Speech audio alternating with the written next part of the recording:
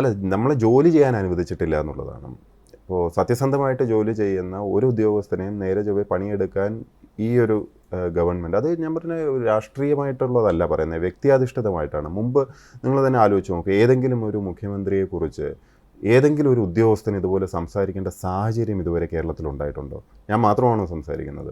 ഇത് ഒരു വല്ലാത്ത ഒരു വർക്ക് കൾച്ചർ, ഒരു വളരെ ടോക്സിക് ആയിട്ടൊരു വർക്ക് കൾച്ചർ ഈ സിസ്റ്റത്തിനകത്ത് മുഴുവനും കൊണ്ടുവരുന്നതിൽ ഇത്രയും കാലം ഇത് എന്താ പറയുക, ചീഫ് മിനിസ്റ്റർ ആയിരുന്ന വ്യക്തി എന്നുള്ള നിലയ്ക്ക് ശ്രീ പിണറായി വിജയനും, അതുപോലെ ചീഫ് സെക്രട്ടറി ആയിട്ട് അദ്ദേഹത്തിനൊപ്പം കൂടിയ ഡോക്ടർ ജയതിലകും, അതുപോലെ കെ എം എബ്രഹാം, ഇങ്ങനെ ഒരു കോക്കസിൻ്റെ ഒരു നടത്തിപ്പായിരുന്നു, അവരുടെ സർക്കാരായിരുന്നു. അല്ലാതെ ജനങ്ങളെ തിരഞ്ഞെടുത്ത സർക്കാരായിരുന്നു എന്ന് ചോദിച്ചു കഴിഞ്ഞാൽ, കാരണം ജനങ്ങൾക്ക് വേണ്ടി അല്ലായിരുന്നു പലതും ചെയ്തുകൊണ്ടിരുന്നത്, നിയമപ്രകാരമല്ലായിരുന്നു, നയങ്ങൾക്ക് വിരുദ്ധമായിട്ടാണ്. നമുക്ക് സർക്കാർ നയം എന്ന് പറഞ്ഞാൽ രേഖാമൂലമുള്ള നയമുണ്ടാവും.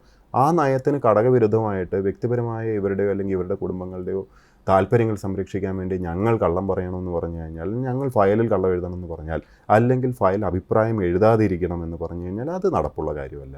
അപ്പോൾ അങ്ങനെ വരുമ്പോൾ അഭിപ്രായ വ്യത്യാസം ഉണ്ടാവുമല്ലോ. കാരണം നമ്മൾ ജോലി ചെയ്യാനാണ് ഇവിടെ ഉള്ളത്. വന്നു പോകുന്ന ഇവർക്ക് വേണ്ടി നിയമങ്ങളും ചട്ടങ്ങളും ഭരണഘടനയൊക്കെ അങ്ങ് മാറ്റിയിട്ട് ഒരു വ്യക്തിയുടെ ഭരണം അങ്ങ് ഏറ്റെടുക്കാൻ എന്ന് പറഞ്ഞാൽ ഇത് ക്യൂബയൊന്നുമല്ല.